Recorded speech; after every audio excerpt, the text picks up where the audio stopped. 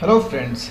आज की इस वीडियो में हम बात करेंगे इंश्योर्ड कोस्ट, अनइंश्योर्ड कोस्ट के बारे में और डायरेक्ट कोस्ट और इनडायरेक्ट कोस्ट के बारे में। ठीक है, तो हम डिटेल में जानेंगे ये क्या होता है। तो आपको थोड़ा सा पता होगा कि हमारे पास हेल्थ एंड सेफ्टी को मैनेज करने के लिए 3 फंडामेंटल रीज़न है। ठीक है, वो फंडामेंटल रीज़न 3 कौन से हैं उसको हम पहले जान लेते हैं ताकि आपको थोड़ा सा और आइडिया हो जाए। ठीक है, पहला जो हमारा फंडामेंटल रीज़न है, सबसे पहले मोरल। ठीक है, आपको पता है, मैं बस रिमाइंड कर रहा हूं, बाय मोरल। दूसरा हमारा जो है लीगल। ठीक है, हम लीगली तरीके से इसको हम मैनेज कर सकते हैं हेल्थ एंड सेफ्टी को। और तीसरा हमारा है इकोनॉमिकल या इकोनॉमिक रीजन या फाइनेंशियल रीजन। ठीक है, तो आज हम बात करेंगे इकोनॉमिक रीजन के बारे में, जो इंश्योर्ड कोस्ट अनइंश्योर्ड कोस्ट उसी का पार्ट है, डायरेक्ट कोस्ट और इनडायरेक्ट कोस्ट भी उसी का पार्ट है। तो मोरल और लीगल पे हम बाद में बात कर सकते हैं, अगर आपको ज़रूरत है तो मैं इस पर भी वीडियो बनाऊंगा। ठीक है, basically health and safety management जो सिस्टम है, हम इसको क्यों प्रमोट करते हैं, हम इसको क्यों बढ़ावा देते हैं? हम इसलिए बढ़ावा देते हैं ताकि हमारे पास 3 रीज़न सामने आए। पहला रीज़न जो है वो मोरल है, इस हिसाब से उसको बढ़ावा देते हैं कि मोरल रीज़न होना चाहिए, किसी को भी चोट ना लगे, ये हमारा ह्यूमैनिटी है। दूसरा क्या है, लीगल रीज़न है, ताकि अगर किसी को चोट लगे या कोई डेथ कर जाता है, ठीक है, या कोई बड़ा एक्सीडेंट हो रहा है साइड पे, तो गवर्नमेंट उस पर नज़र रखे कि ये एक्सीडेंट क्यों हो रहा है बार बार, क्यों वर्कर्स डेथ कर रहे हैं। ये एक लीगल रीज़न है। और तीसरा रीज़न जो इम्पॉर्टेंट है, जिसको हमें इस वीडियो में मेंशन करना है, समझना है, वो है इकोनॉमिकल रीज़न।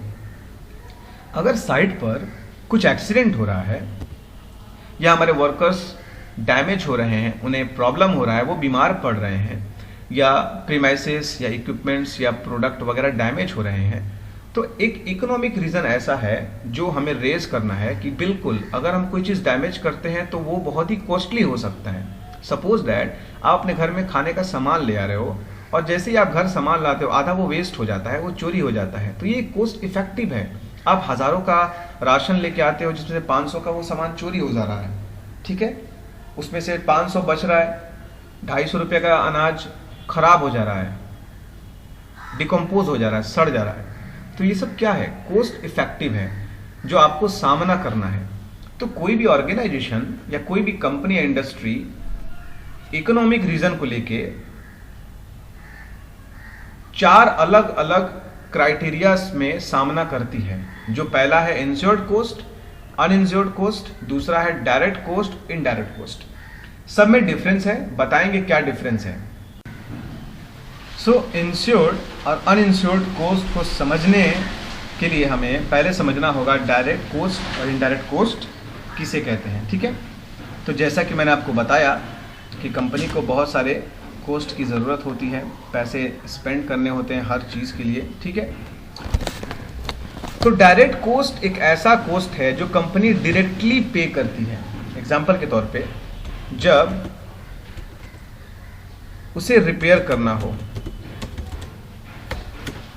ठीक है, रिपेयर टू डैमेज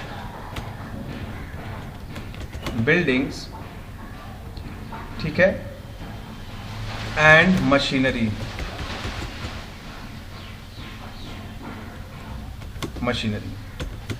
अगर कोई बिल्डिंग डैमेज है या कोई मशीन डैमेज है, तो उसके लिए कंपनी को क्या करना होगा, उनके मैकेनिक को बुलाना होगा। ठीक है, जिसकी मदद से, जिसकी वजह से वो अपने मशीन को ठीक कराए, अपने बिल्डिंग को ठीक कराए। तो ये एक ऐसा कोस्ट है जो उसको डायरेक्टली पे करना है उस मैकेनिक्स को, ठीक है, या उस बिल्डिंग इंजीनियर को जो वो रिकंस्ट्रक्ट करेगा। ये है डायरेक्ट कोस्ट, जो कंपनी डायरेक्टली उसे पे करना है, जो दिख रहा है, विजिबल है। जैसे कि सैलरी क्या है, सैलरी भी एक डायरेक्ट कोस्ट है जो कंपनी देती है अपने वर्कर्स को, अपने एम्प्लॉय को। इसी तरह है इंजरी कोस्ट क्या है, डायरेक्ट कोस्ट है। अगर कोई इंजरी है तो उसके इंजरी होने के बाद जो भी खर्चा आएगा, जो भी कॉस्ट लगेगा, लाइक एम्बुलेंस, पहले स्टार्टिंग हुआ फर्स्ट एड से, फिर एम्बुलेंस फैसिलिटी, उसके बाद हॉस्पिटल भेजेंगे उसको, तो हॉस्पिटल में क्या होगा, bed facility, medicine, doctor cost, ठीक है, केयर टेकर, नर्स, बहुत सारी चीज़ें हैं। तो ये सब क्या है, कंपनी डायरेक्टली पे करेगी, जो दिख रहा है, हाँ इसको डायरेक्टली मुझे पे करना है एनी हाउ। इसी तरह है सिक पे। सिक पे क्या है, ये भी कंपनी क्या करती है, डायरेक्टली पे करती है वर्कर्स जब काम नहीं करते हैं, यानी कि वो डैमेज हो जाते हैं, वो बीमार पड़ जाते हैं, उनके हेल्थ डैमेज हो जाते हैं, तो वो घर पे रहते हैं जब तक वो वेल ना हो जाए। तो इसके दौरान कंपनी ऐसे वर्कर्स को पैसे पे करती है, वेजेस देती है, बैठा के खिलाती है कि आप आराम करो, हम सैलरी दे रहे हैं। इसी को कहते हैं सिक पे, यानी कि सिक का मतलब बीमार, और बीमार के दौरान जो पेमेंट किया जाता है उसको कहते हैं सिक पे या वेजेस, ठीक है। तो ये भी डायरेक्टली कॉस्ट है जो कंपनी डायरेक्टली पे करती है, ठीक है। आगे और क्या है, over time. Over time to cover an injured person या वर्कर्स। अब मुझे एक बात बताइए, अगर आपने कोई वर्कर्स को हायर किया हुआ है या कोई किसी कंपनी के अंदर वर्कर्स से आप ओवर टाइम करा रहे हो, उसके बदौलत जो वो बीमार है उसका काम कौन करेगा? क्योंकि अगर 8 घंटे 9 घंटे की ड्यूटी है, तो अगर कोई बीमार पर्सन है या 10 या 2 वर्कर्स इंजर्ड हैं, तो 16 घंटे का जो काम है वो तो कुछ तो कवर करेंगे अगर वो काम करेंगे तो यानी कि प्रोडक्शन में 16 घंटे का डिले है, तो इसको कवर कैसे करना है? तो हर वर्कर 2-2 घंटा देगा, तो वो 2 घंटा जो वर्कर एक्स्ट्रा काम करेगा, ये कंपनी को उसको एक्स्ट्रा मनी पे करना है, ठीक है। ये है डायरेक्ट कॉस्ट। सो नेक्स्ट जो हमारा है वो है फाइन्स। फाइन्स भी लग सकते हैं अगर ऑर्गेनाइजेशन कोई नियम कानून तोड़ रहा है, जिसपे जो लेबर डिपार्टमेंट है वो बार बार उसे वार्निंग दे रहा है कि आप इस चीज़ को, एक पार्टिकुलर चीज़ को सुधारो, ये चीज़ ऐसे होना चाहिए, इस सिस्टमेटिक वे से आपको काम करना चाहिए, और ऑर्गेनाइजेशन उसको फॉलो नहीं कर रहा है, ठीक है, वो अपने रूल्स को इन्फोर्स कर रहा है पर ऑर्गेनाइजेशन उसको फॉलो नहीं कर रहा है। तो ऐसे सिचुएशन में लेबर डिपार्टमेंट या लेबर इंस्पेक्टर जो होते हैं वो फाइन्स लगाते हैं ऑर्गेनाइजेशन पे, तो ये भी डायरेक्ट कंपनी को पे करना होता है, ठीक है। तो ये सब सारे जो हैं डायरेक्ट कॉस्ट में आते हैं। अब हम बात करेंगे इनडायरेक्ट कॉस्ट की बारे में, इनडायरेक्ट कॉस्ट के बारे में, ठीक है। जानते हैं इनडायरेक्ट कॉस्ट क्या होते हैं, उसको समझ लेते हैं।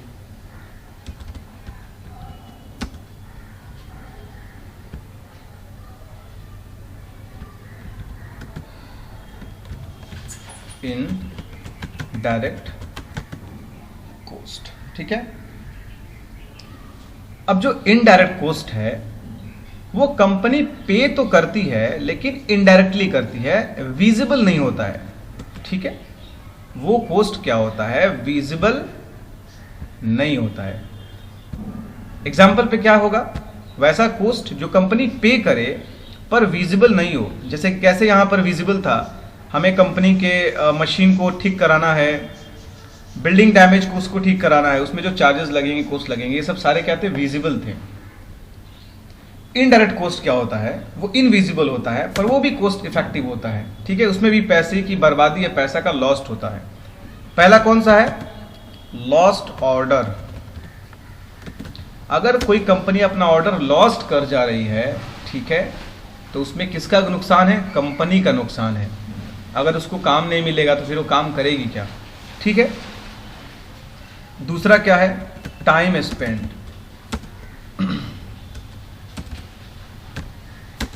दूसरा क्या है, टाइम। उसने जो टाइम स्पेंड किया, अपने वक्त को उसने बर्बाद किया है, किस काम में, डिफेंडिंग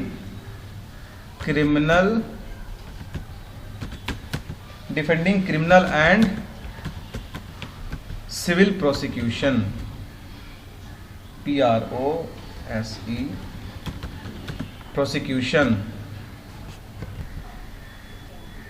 अब यहां डिफेंडिंग के लिए जो हम पैसा स्पेंड करेंगे, खर्च करेंगे क्रिमिनल या सिविल प्रोसिक्यूशन के लिए, अगर ऐसा कोई क्राइम हो रहा है या हमारे साइड पे कोई वर्कर डेथ कर जा रहा है किसी वजह से या जो भी हो, तो उसके लिए हम प्रोसिक्यूट किए जाएंगे कोर्ट में।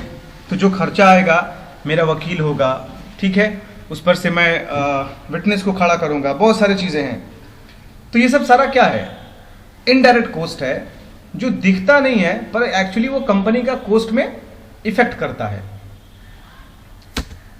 ठीक है, नेक्स्ट हमारा क्या है?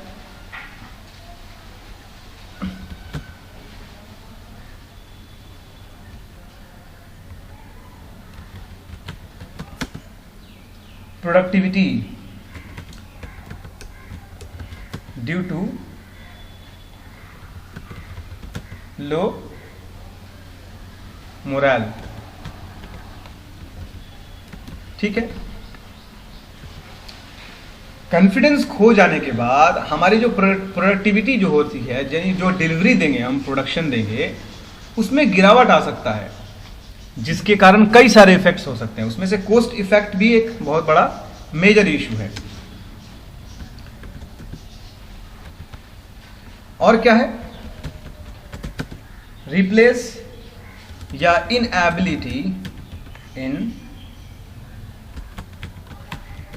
inability to replace an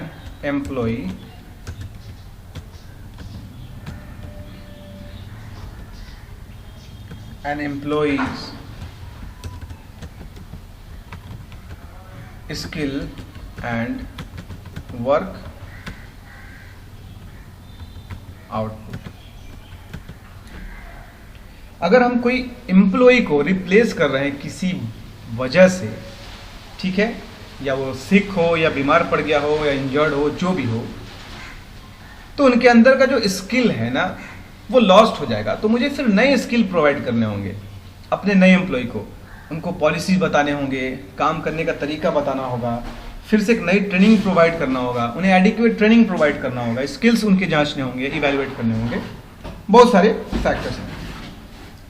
तो ये सब सारी जो चीज़ें हैं ये भी कॉस्ट इफेक्टिव है, इनडायरेक्टली कॉस्ट इफेक्टिव है कंपनी के लिए, जिसमें कंपनी पैसा लगाती है। तो कंपनी दो तरह से अब पैसा इन्वेस्ट करती है कहीं भी, डायरेक्टली और इनडायरेक्टली। ठीक है, ये सारी जो चीज़ें हैं ये सब क्या है?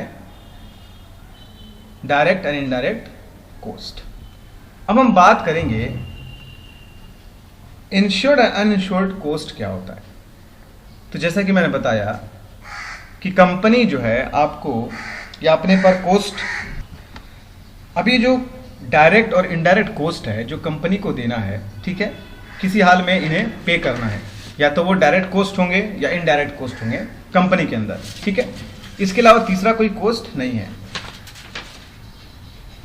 बट इसी में कुछ ऐसे फैसिलिटीज हैं जो कंपनी अपने पैसे को थोड़ा बचा सकती है, यानी जो कॉस्ट इफेक्टिव होगा उससे थोड़ा सा गिरावट आ सकता है। कंपनी ऐसे कैपिटल को कैसे बचाएगी, उसके लिए है इंश्योरेंस। क्या है? इंश्योरेंस। इंश्योरेंस पॉलिसी ऐसी चीज़ है जो हम किसी चीज़ पे इंश्योर्ड करके उस चीज़ को सेव कर सकते हैं, डैमेज होने से हम वापस उसका जो भी भुगतान है ले सकते हैं कंपनी से।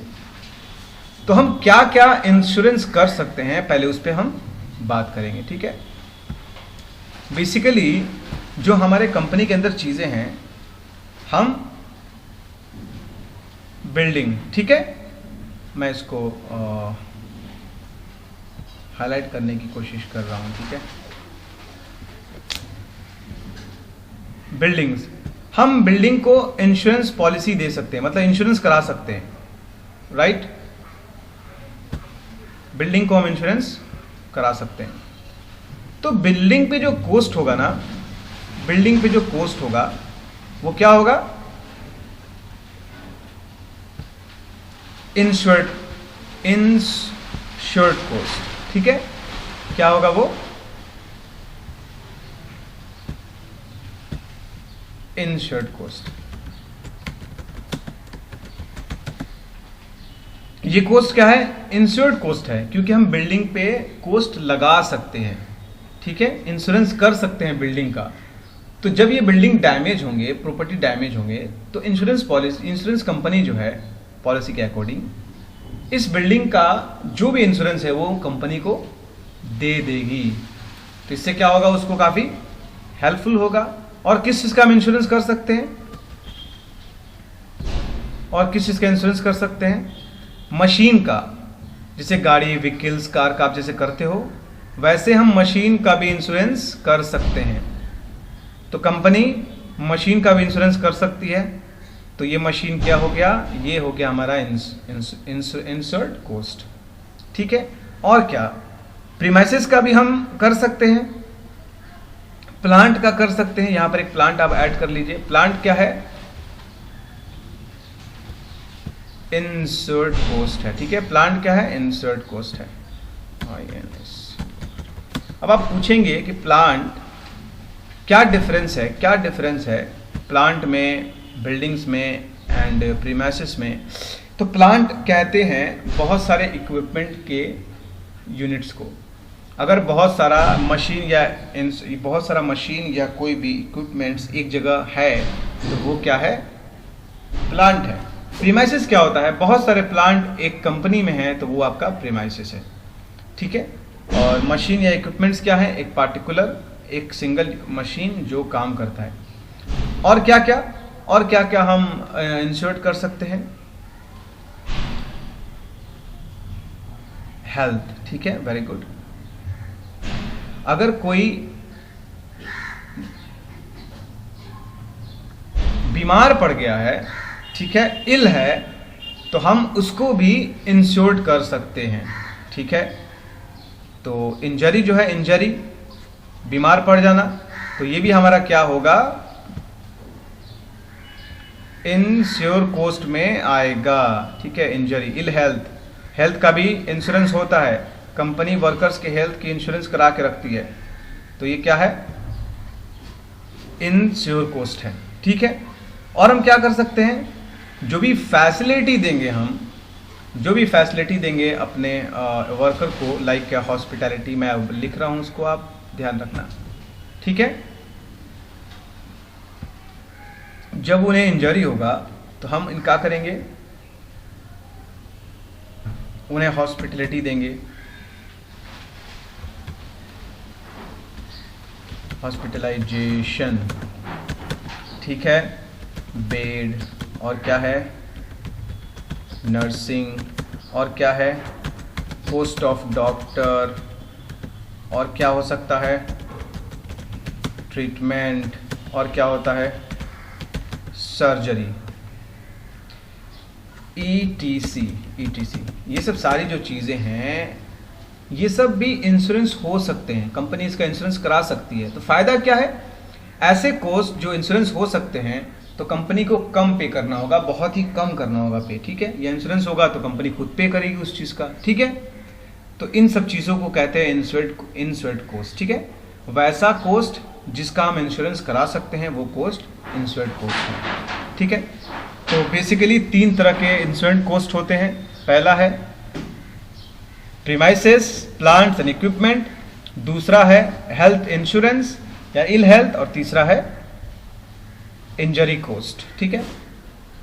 अब अनइंश्योर्ड कोस्ट क्या होता है? वैसा कोस्ट जिसका हम इंश्योरेंस नहीं करा सकते, ऐसे कोस्ट को हम कहते हैं uninsured cost. Like what? Like a sick pay, ठीक है। मैं इसका कलर चेंज कर रहा हूं, ठीक है। लाइक अ सिक पे। सिक पे क्या है? एक ऐसा कोस्ट है जो अनइंश्योर्ड है, ठीक है, अनइंश्योर्ड कोस्ट है। यहां मैं लिखूंगा अनइंश्योर्ड कोस्ट।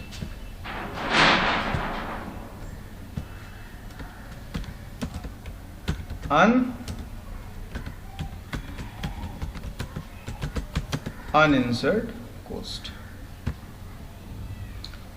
अनइंश्योर्ड कोस्ट क्या है? वो कोस्ट जिसका इंश्योरेंस कंपनी इंश्योरेंस नहीं करेगी, ठीक है। वो क्या है? वो क्या है, अनइंश्योर्ड कोस्ट है। Over time to cover injury workers, अगर हम ओवर टाइम करा रहे हैं तो कंपनी इसका भी इंश्योरेंस नहीं करेगी, ये भी क्या है, अनइंश्योर्ड कोस्ट है। मैं देख रहा हूँ, मैं यहाँ मैच करा रहा हूँ, आप इसको समझना, बहुत ही आसान तरीके से मैंने बताने की कोशिश इसको की है, ठीक है। दूसरा और क्या है, फाइन्स, अगर कंपनी के ऊपर कोई फाइन लग रहा है या उसने कोई कानून तोड़ा है, ठीक है, किसी कानून को एब्यूज किया है उसने, तो फाइन क्या है, अनइंश्योर्ड कोस्ट है, कंपनी को खुद भरना होगा, इसमें इंश्योरेंस कंपनी का कोई रोल नहीं है। ऑर्डर अगर आपने लॉस कर दिया है ना, तो ये भी अनइंश्योर्ड कोस्ट है, तो भी ये कंपनी खुद पे करेगी। Time spend defending criminal civil prosecution, अगर आप कंपनी में अगर आप प्रोसिक्यूट हो गए हो, जेल चले गए हो, तो इसको उसकी डिफेंडिंग के लिए जो भी कोस्ट आएंगे, लाइक क्रिमिनल या सिविल कोर्ट में जाना होगा, वहाँ के लॉयर को, वकील को हायर करना होगा, तो जो भी खर्चा आएगा ना, ये सारा कंपनी खुद पे करेगी, इंश्योरेंस कंपनी इसका जिम्मेदारी नहीं लेगी। Productivity due to low morale, अगर आपके मोरल खराब हो रहे हैं, अगर आपके मोरल खराब हो गए हैं, तो इसके भी जिम्मेदार आप हैं, क्योंकि ये भी इनडायरेक्ट कोस्ट में है और अनइंश्योर्ड कोस्ट है, बिकॉज आपके मोरल का कोई इंश्योरेंस नहीं है, अगर आपकी इज्जत का कोई इंश्योरेंस नहीं, अगर आपका इज्जत लॉस्ट हो गया, मोरल लॉस्ट हो गया, तो वो रिकवर नहीं हो सकता है, ठीक है। तो इस तरह के कोस्ट को कहते हैं uninsured cost. Inability to replace an worker, अगर वर्कर को रिप्लेस करेंगे तो उनको नई ट्रेनिंग देने का जिम्मेदारी, उनको सब कुछ नया इन्फॉर्मेशन, नई ट्रेनिंग, नई सिरे से हब सब कुछ बताना, जो भी इसमें खर्चा आएगा वो सारा अनइंश्योर्ड कोस्ट होगा, वो कंपनी अपने पास से खुद लगाएगी, इंश्योरेंस कंपनी की जिम्मेदारी नहीं है। तो ओवरऑल मैंने इसको कवर कर दिया बहुत आसान तरीके से, इंश्योर्ड और अनइंश्योर्ड कोस्ट क्या होते हैं। कोई दिक्कत हो तो आप मुझे कमेंट कर सकते हैं। फ्यूचर में बहुत सारे वीडियोस आएंगे, उनको आप लाइक ज़रूर करिएगा, चैनल को सब्सक्राइब भी करिएगा, अपने फ्रेंड्स को भी शेयर करिएगा। Have a nice day.